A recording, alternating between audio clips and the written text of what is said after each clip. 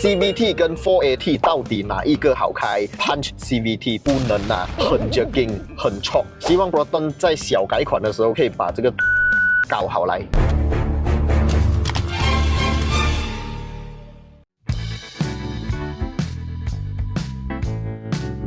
嘿，欢迎回来 Rider ATS， 我是你们今天的主持人阿豪啊。今天这一集影片呢，没有错，又是 Saga， 可是今天的这一台 Saga 不是我平时每天在开的 Saga Premium。Saga Premium 相信很多人都懂，它是一个 CVT 变速箱嘛。那今天开的这一台呢，是一个 Executive 版本，就是一个 4AT 变速箱版本啊。引擎是一样的，可是两者之间除了变速箱有差别以外，还有就是这一台是 Germain 的车 ，Germain 的车是保留一个全原装的状态。也就是讲，它没有换大1号的 rim， 它也还没有换轮胎。那讲到换 rim 跟换轮胎哦，就要讲回之前我的那一部影片，就有跟大家讲，我觉得在新款 Saga 这一台车上呢，就有一个问题，我个人不是很喜欢，就是它的 steering wheel 的这个转向力道太轻了，轻到我觉得我好像在玩 game 啊，不是在开车。太轻的 steering wheel， 我觉得没有手感，也不是那么有安全感。再次强调一下，这一次呢是终于把原本的老式的 hydraulic power steering 换成了 electric power steering。electric power steering 它的优点就是它比较轻，在慢速行驶的时候，或者在 parking 的时候 ，side parking、reverse parking 的时候，它是更加的灵活。在做 3 point turn 或者 U turn 的时候呢，它也是会更加的轻盈啦。但是缺点也不是没有的，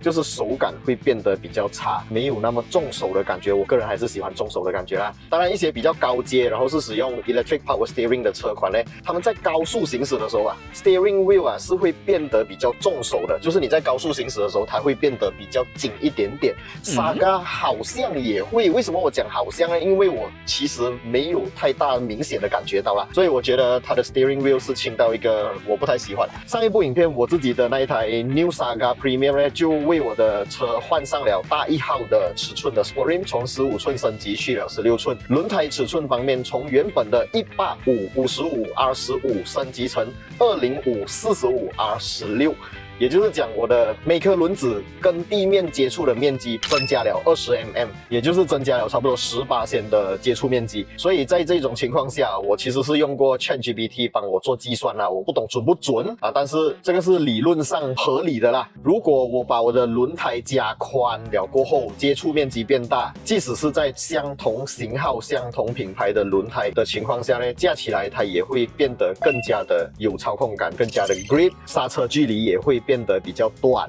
这个是物理来的，这个是肯定有的。那 steering wheel 有没有变得比较重手呢？其实是有的，我跟 Germain 都已经测试过了。它的原装车、原装轮胎的情况下，跟我的车加上比较宽的轮胎的情况下，虽然都是可以用一只手来转动这个 steering wheel， 可是原厂轮胎的情况下，是真的超级轻松就把它转动起来了。那换上了我的新轮胎过后呢，转起来会稍微比较重手，重手多少百分比，这个我真的讲不出来，大概是一个10到15% 这样子啦。确实已经证实了它变得比较重手，而且架起来稳定性肯定是增加了，这个我自己深深的体会到了。那刚才我们讲的是相同型号、相同品牌情况下，如果把它增加多20mm， 会有更短的刹车距离，会有更好的操控表现。可是我换的轮胎呢是更加高级的轮胎，也就是 Continental 的 MC7 Max Contact 7， 这个轮胎它的抓地力表现跟它的雨天抓地力表现本来都比原厂轮胎来得强，更何况我还加大了它跟地面的接触面积，所以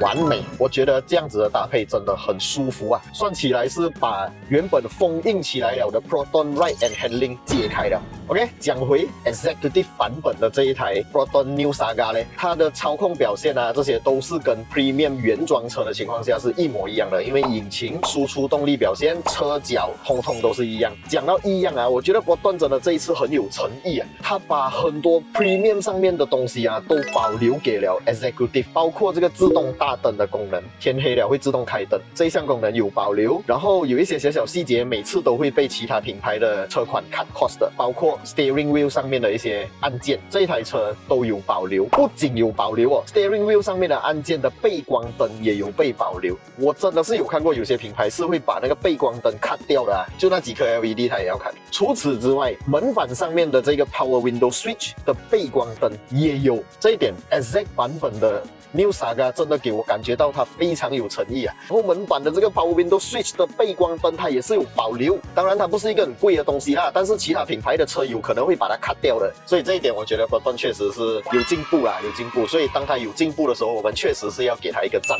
对吧 ？New Saga 真的是一个很有诚意的车款啦。然后当然 Apple CarPlay Android Auto 双联屏、荧幕等等都有被保留。还有一个我比较喜欢 Executive 版本的地方，就是它的椅子比 Premium 版本的椅子来得好坐，不是因为它的布料比较软所以好坐。我讲的好坐是它是一个正确的乘坐姿势。所谓的正确的乘坐姿势，就是它的人体工学比较正常，它的坐姿会比较低一点。像 Premium 版本的呢，可能你会以为它就是皮革椅子没有什么差别，其实有差别的。它的椅子的坐姿，即使是我把它调节到最低了，没有的调了，还是很高。所以整辆车驾起来好像在驾 SUV 这样子嘞，那个头顶空间也会被缩短，因为椅子坐姿变高了。当你的椅子坐姿变高了过后，你的脚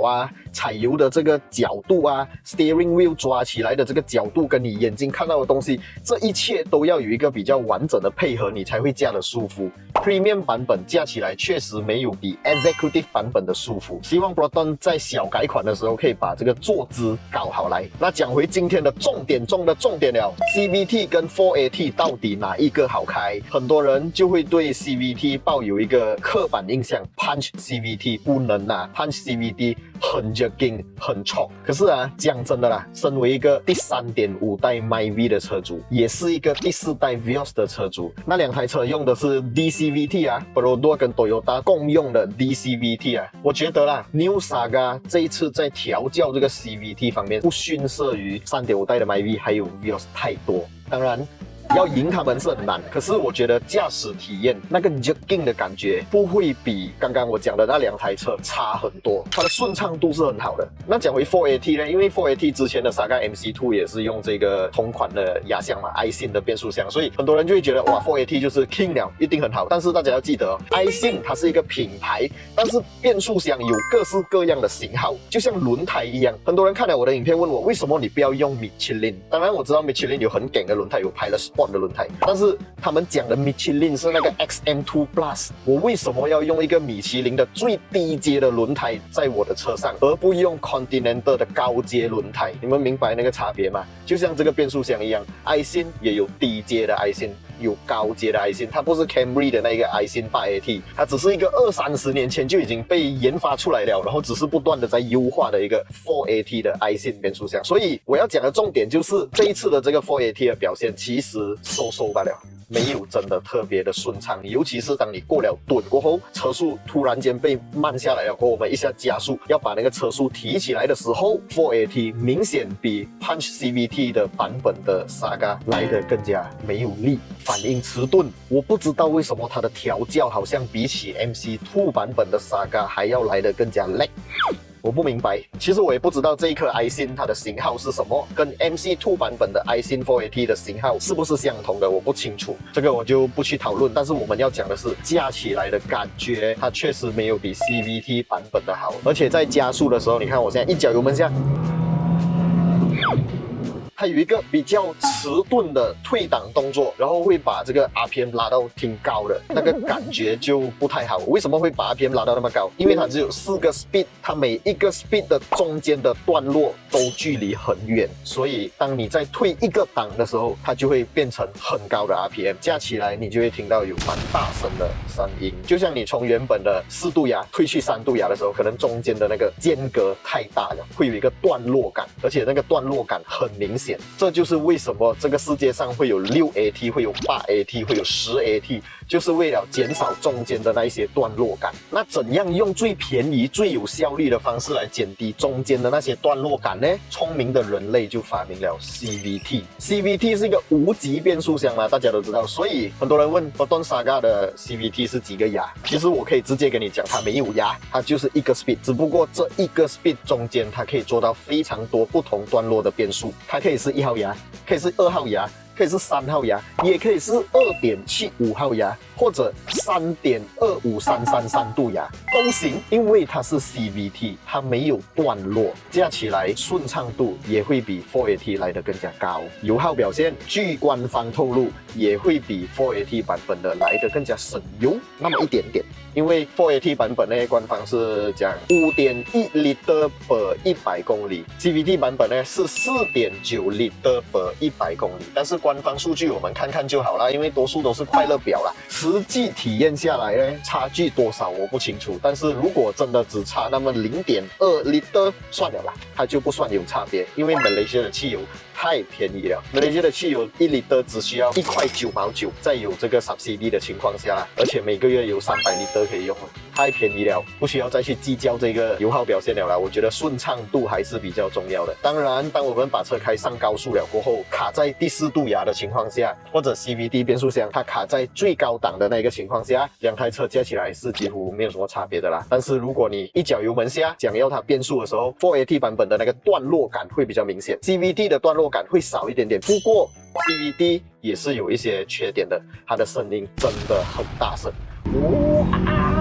很大声那种。好啦，所以 4AT 版本跟 CVT 版本的最详细的评测只在我们的频道。你听完过后觉得怎么样？觉得你们想要下单的是 4AT 版本还是 CVT 版本，都可以在影片下方留言区打上来，我们一起讨论。我自己驾了几天过后啦 ，4AT 版本跟 CVT 版本我自己都有体验到，我还是比较喜欢 CVT 版本的顺畅度。但是如果你从来没有开过 CVT 的车，你可能会觉得很奇怪，你的车没有在换挡，所以你可能会是比较能够接受 4AT 版本。不过我觉得不管怎样都好，买车一定要去试驾，你一定要去 test drive 体验它。可以的话，你 CVT 版本跟 4AT 版本你都去体验它，因为我一直都相信这个世界上啊是没有最完美的车的，但是这个世界上却有最适合自己的车。4AT 适合你还是 CVT 比较适合你呢？这个就要你们自己去体验，去 feel 它的感觉是怎样了啦。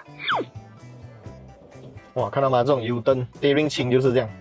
就转过来了。OK， 今天的这一集影片大概就先讲到这里。喜欢我们的影片，不要忘记订阅、按赞，还有分享出去。小铃铛要跟它剁下去。我们除了在 YouTube 平台上面有我们的影片以外，我们还有我们的官方网站 www.riderath.com， 还有小红书啦、TikTok， 我们接下来也会认真的做起来。当然，在不同平台上面，我们也会有不同的内容，不是重复内容啊。有兴趣的朋友都可以去把它们全部关注起来。今天大概就先讲到这里。还有什么想要看的，还有什么疑问，都可以在影片下方打上来，我们一起研究一下。我是你们今天的主持人阿豪，我们下一部影片再见啦，拜拜。Real stats, real speed, real grip on the line. We ain't influencers, we ain't no clowns. But we're a rap, we hold it down. Real test drives, real reviews, no factory scripts, we speak the truth.